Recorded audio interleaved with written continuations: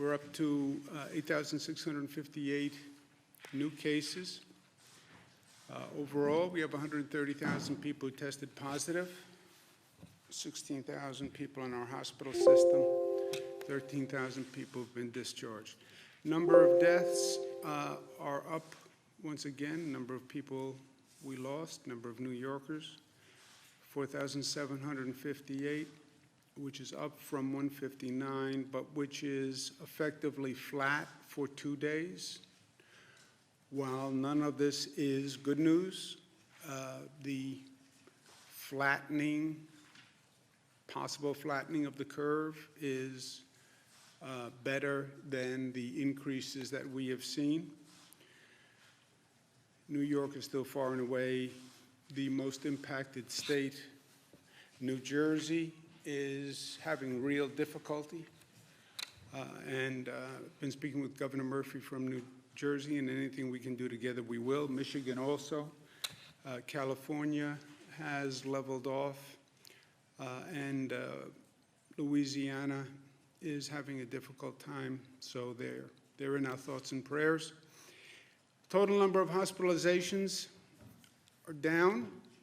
The ICU admissions are down, and the daily intubations are down. Those are all good signs, and again would suggest a possible flattening of the curve. The number of discharged is down, but that reflects the overall reduction in the numbers. Big question that we're looking at now is what is the curve? And we've been talking about cases increase until they don't.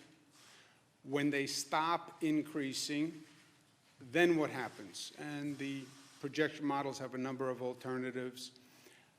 Some suggest basically the curve goes up and then drops precipitously.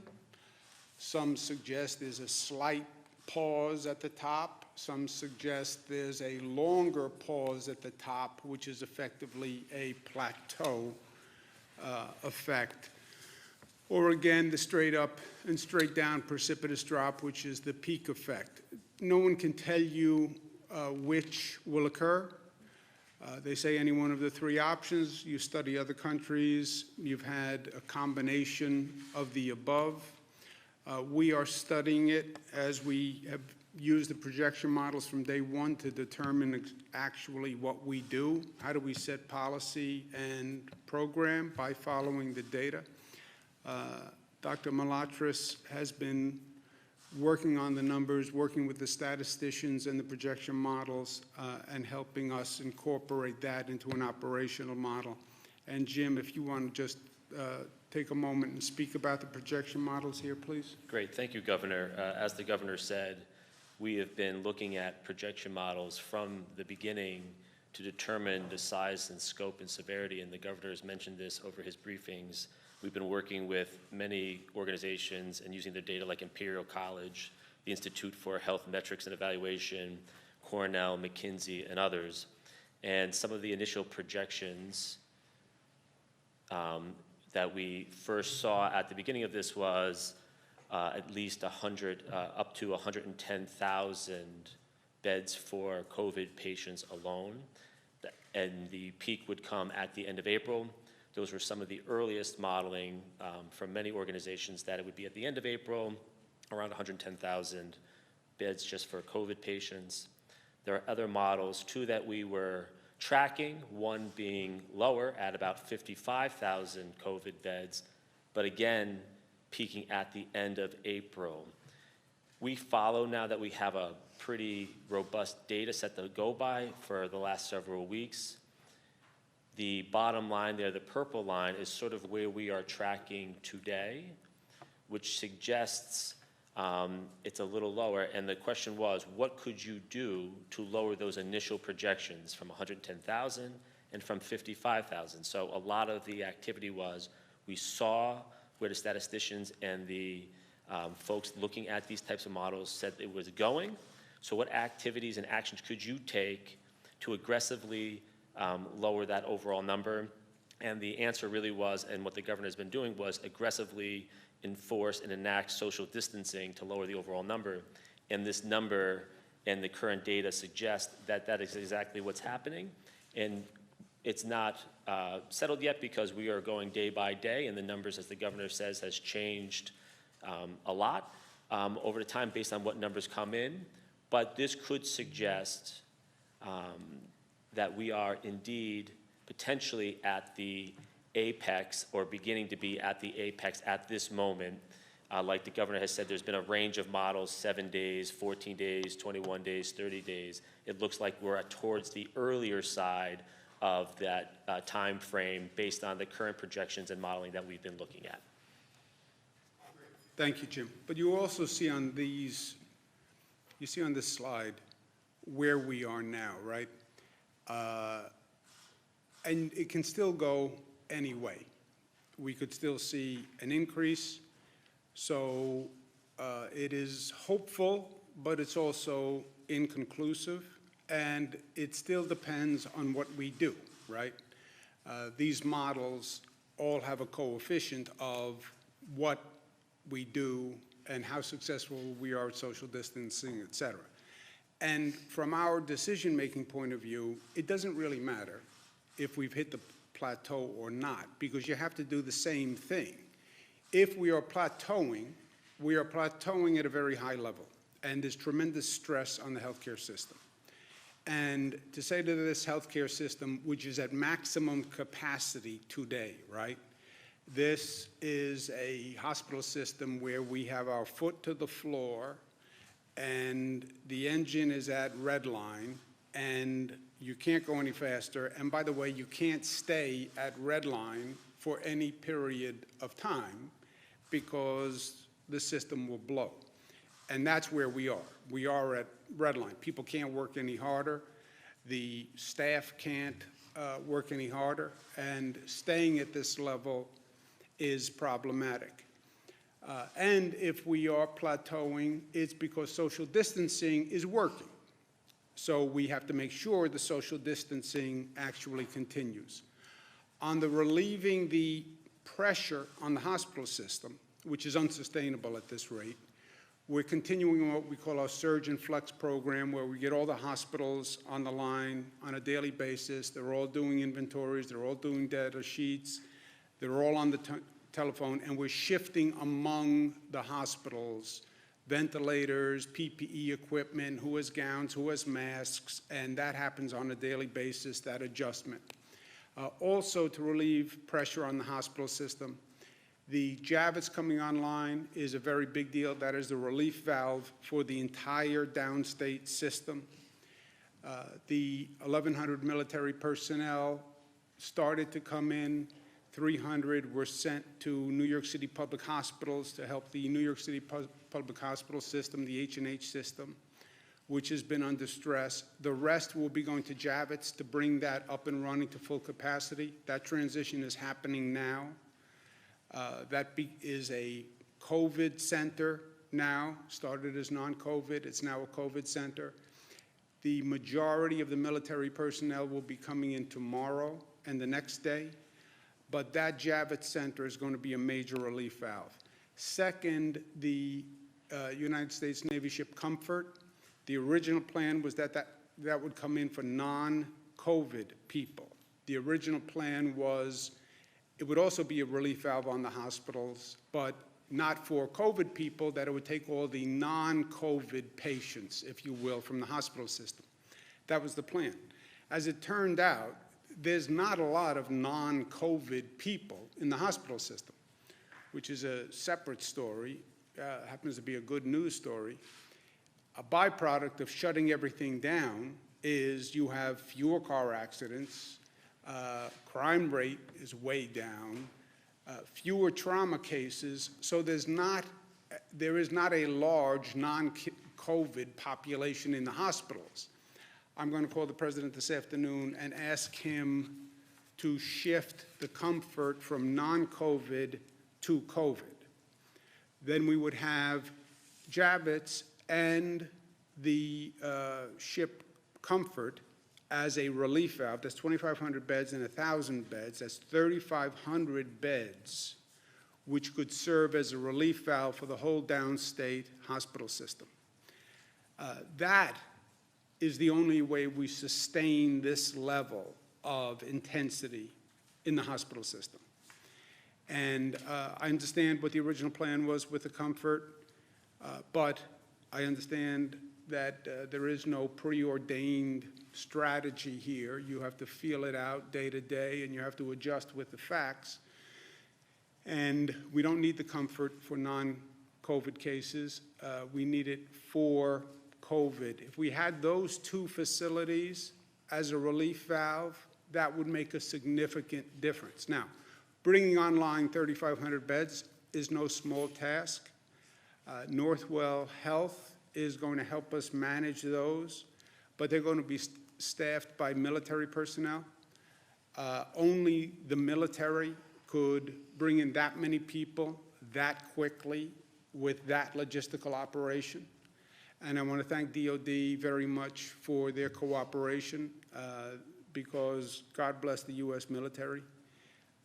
We're fully aware of what they do to defend this nation, but this is a different application that we don't see every day, and they're doing an extraordinary job. So I'll call the president. He has been helpful to New York in the past, and he's moved very quickly in the past. I'm going to ask him if he can make this adjustment for us because it would be truly beneficial. We would feel much better knowing that we can sustain this pace if we could start to offload patients to these two facilities. In any event, plateau, not plateau, we still have to extend New York pause because if that curve is turning, it's turning because the rate of infection is going down. One of the reasons the rate of infection is going down is because social distancing is working. We have to continue the social distancing. Schools and non-essential businesses will stay closed until April 29th. I know that's a negative for many, many reasons. I know what it does to the economy. But as I said from day one, I'm not going to choose between public health and economic activity. Because in either event, public health still demands that we stay on pause with businesses closed and schools closed. Whether we've hit the apex or whether we haven't hit the apex, you'd have to do the same thing. There's also a real danger in getting overconfident too quickly. This is an enemy that we have underestimated from day one, and we have paid the price dearly. Well, the numbers look like they may be turning. Yay, it's over. No, it's not. And other places have made that mistake. Hong Kong has made that mistake. South Korea has made that mistake. And we're not going to make that mistake. The weather is turning. People have been locked up. We've been talking about cabin fever. Now it's a nice day. I'm going to get out. I'm going to go take a walk. Now is not the time to do that. And frankly, there has been a laxness on social distancing, especially over this past weekend, that is just wholly unacceptable. Look, people are dying. People in the healthcare system are exposing themselves every day to tremendous risk walking into those emergency rooms. And then they have to go home to their family and wonder if they caught the virus and they're bringing it home to their family. If I can't convince you to show discipline for yourself, then show discipline for other people. If you get infected, you infect someone else, you go to an emergency room, you put a burden on all sorts of other people who you don't know and who, frankly, you don't have the right to burden with your irresponsibility. And people, especially in New York City, the level of activity is up. Partially the weather made it a nice day. I understand people have been locked up for a long time, but now is not the time to be lax, and it is a mistake. We all have a responsibility. We all have a role in this. We said that from day one, And we have to respect the role that we play. Because the role that we play is a societal obligation. That's how I see it. I want local governments to enforce the social distancing rules. The local governments are charged with enforcement. I want them to enforce them. And I want to be, frankly, more aggressive on the enforcement, because all the anecdotal evidence is people are violating it at a higher rate than before. So we're going to increase the potential maximum fine from $500 to $1,000. But it's not really about the fine. Nobody wants the money. We want the compliance. We are serious. And again, if it's not about your life, you don't have the right to risk someone else's life. And you don't have the right, frankly, to take a healthcare staff and people who are literally putting their lives on the line and be cavalier or reckless with them. You just don't have the right. And we want to thank all of the people who are getting us through this every day under very tough circumstances. And we see the illness rate among these essential workers, and we know the sacrifice they're making, and we should respect it. It's that simple. You have the first responders who are out there, your police officers who are out there, the transit workers who have to drive a bus and the train every day, the healthcare workers who are just doing extraordinary work. So let's respect them and let's help them. We're also going to set up a fund run by the Department of Health to assist the healthcare workers with expenses, costs, child care, et cetera. I want to thank Blackstone for making the first contribution to that fund of $10 million to assist the first responders. I hope other individuals and corporations follow their lead. We're also very aware of the mental health aspect of this situation and the stress and the isolation that this has caused, and people are trying in their own way to grapple with what this means and what is the impact, how do you rationalize this situation. And the mental health aspect of it is very real. Headspace is going to partner with New York.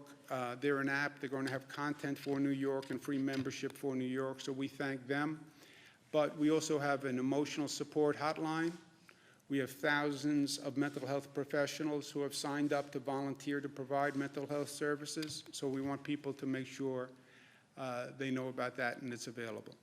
I talk about perspective a lot, maybe frankly because partially I'm speaking to myself, and I had good conversation with my daughters last night, Cara and Michaela, who are often wiser than I am and wiser than their years. It's very hard to see the number of deaths we're having. It's frightening, it's disturbing, that amount of loss. I'm the governor of New York. I see my job as preventing that kind of disturbance and negativity and loss for the people of the state. Perspective, you know, we like to think that we can control everything. We can't. We like to think that we can fix everything and fix all the problems for people. We can't. The undeniable truth here is that this virus is a deadly enemy, and we will lose, and we are losing people who are vulnerable to the virus. That can't be controlled. That can't be fixed. Why? That's Mother Nature. That's a question that God can only answer. But control what you can. Do what you can. The challenge is to make sure that we don't lose anyone who could have been saved if our healthcare system was operating fully. Don't lose anyone who you could save. That is a legitimate, ambitious goal of government. And that we have done so far. That we have done so far. Have we saved everyone? No. But have we lost anyone because we didn't have a bed, or we didn't have a ventilator, or we didn't have healthcare staff? No. The people we lost are the people we couldn't save.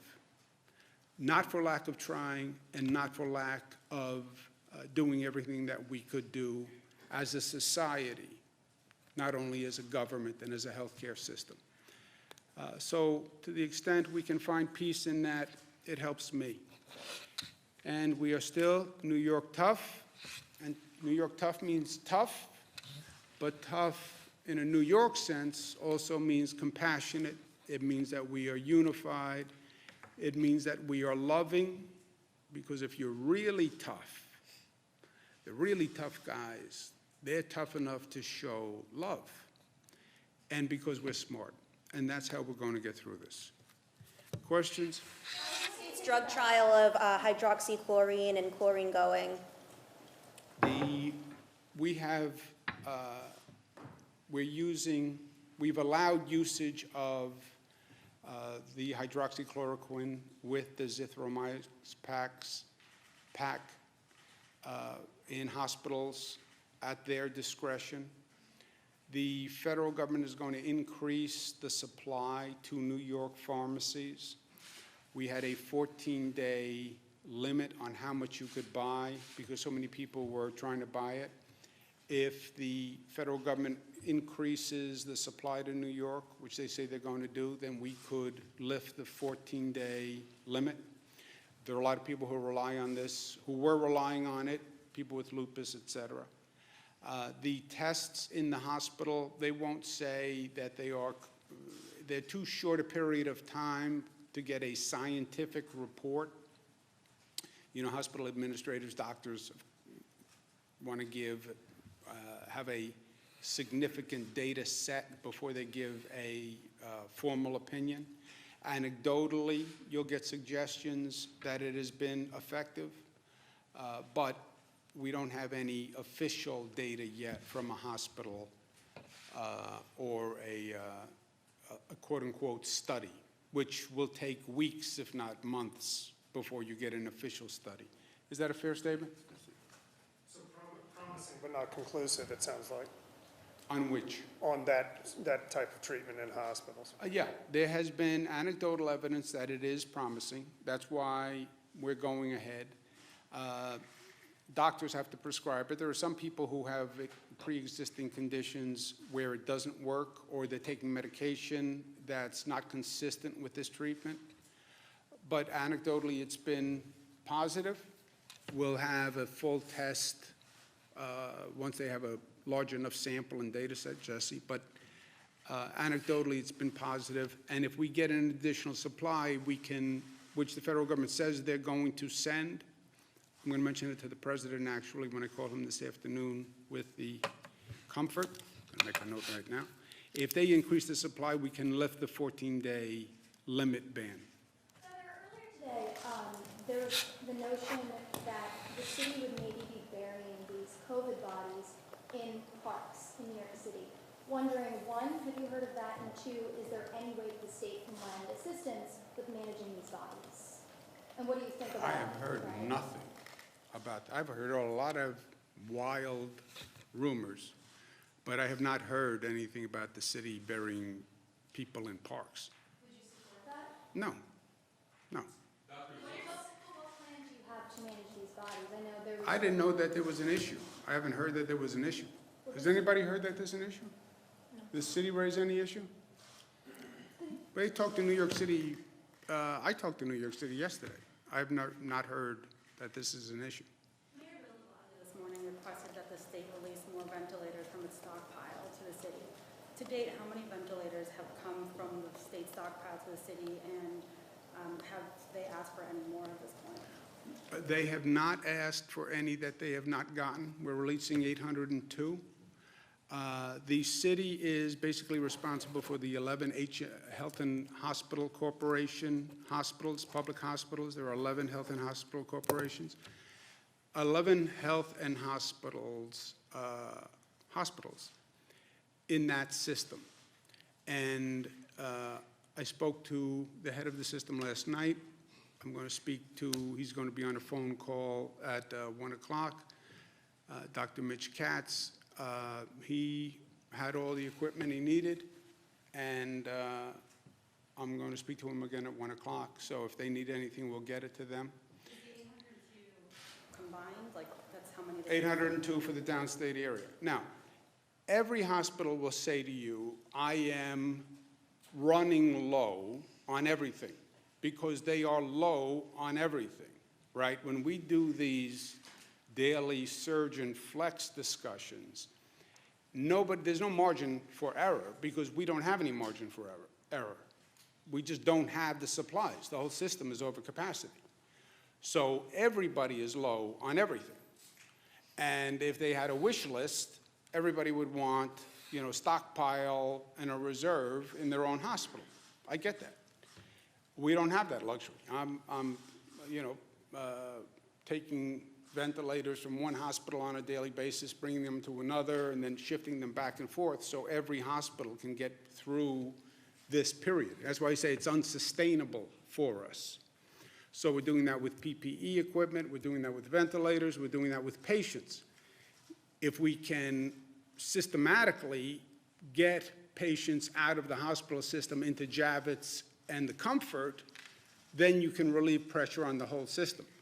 But the system is running at red line, has been for days.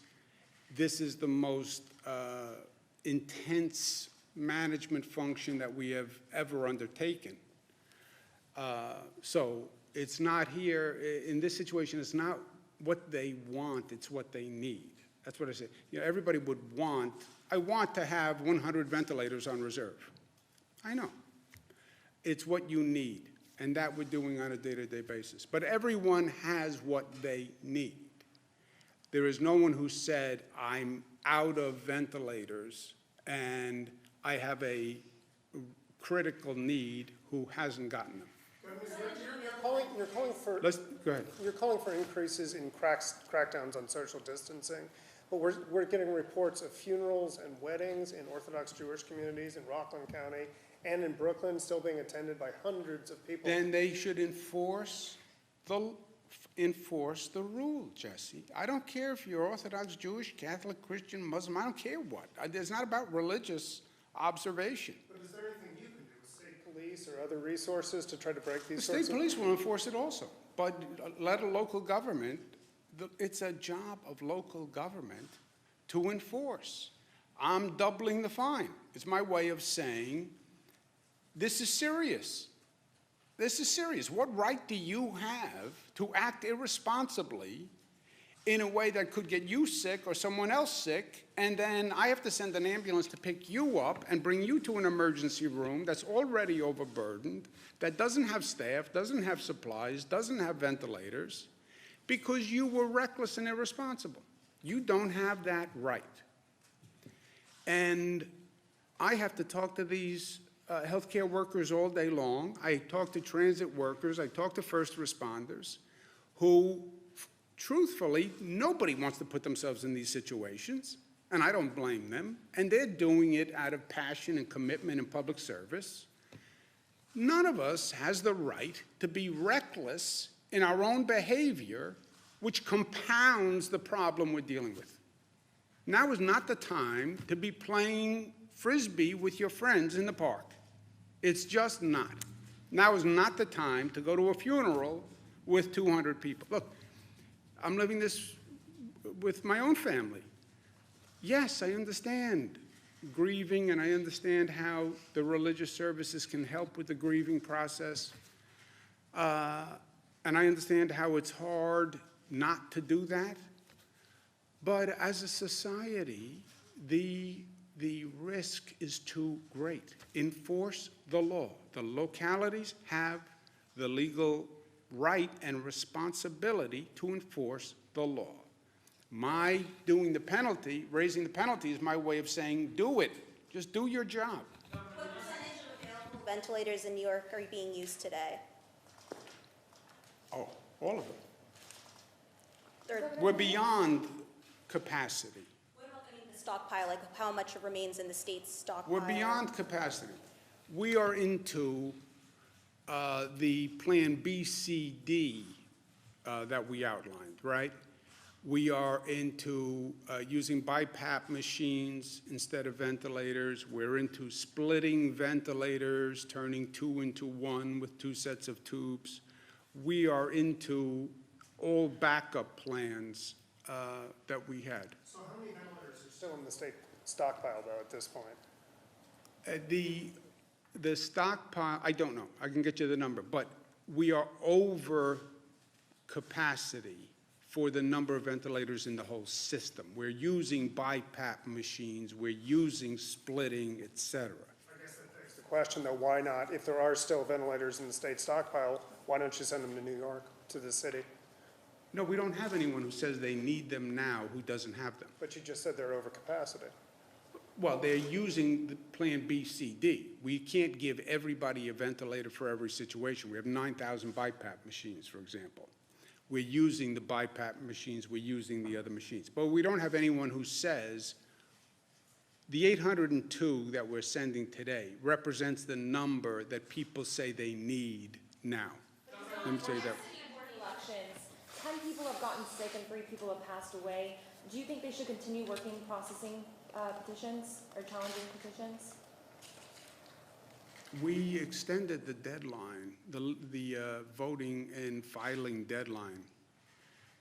So I don't know what else legally that we could do than extend the deadline. You'd have to cancel elections, period, for the year, and I don't think we're in that position. We've extended the use of absentee ballots. Governor, are portions of nursing homes being set aside to treat COVID patients? Are portions of nursing homes being set aside to treat COVID patients? We're working with the nursing homes and trying to cohort patients within the nursing homes. Remember, this is something which we've identified in multiple nursing homes across the state.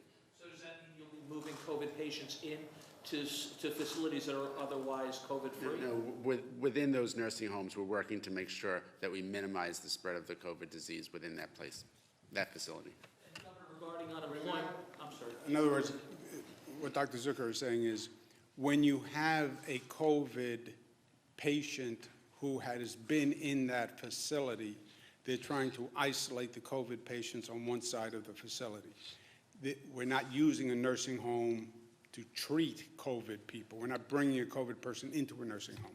Regarding unemployment, is there any break in that log jam? And we're hearing that people who are on the hook to pay child support or spousal support who are out of work are having difficulty coming up with the money. Can the state help them out in any way?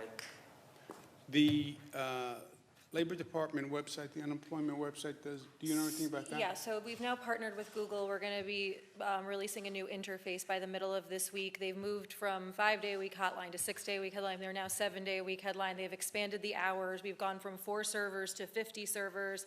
They're trying to do the queue by last name so that if you're between A and D, you call on Monday, and separating them out to try to manage some of the volume. But just so everyone understands, at the peak of the 2008 crisis, in the single largest day of claims was 13,000 in one day. We had 6 times that 2 days ago. So this volume is something that we've never experienced before, and it's frustrating and it's horrible and it's unacceptable, but we just ask that people remain patient, and we are working at it. We just put 300 more people in addition to the 700 people that were manning the call system. So we are trying to do everything we can to attack this issue. And most importantly, you will get your benefits going back to the date of your actual unemployment, even if there's a lag in being able to get signed up for the benefits. Governor, the Board of Regents this morning announced they were canceling the Regents that were going to be held in June. Do you agree with that decision, or are they planning? I haven't even looked at their decision on the Regents. Governor, It sounds right, but I haven't even looked at it. The de Blasio administration canceled the pilot program to open streets for New Yorkers in order to encourage social distancing, et cetera. But they announced they're shutting that down because there weren't enough New Yorkers to justify that. What do you think about that? Was that a failure of that attempt? And also, you just increased penalties, so what's going on here?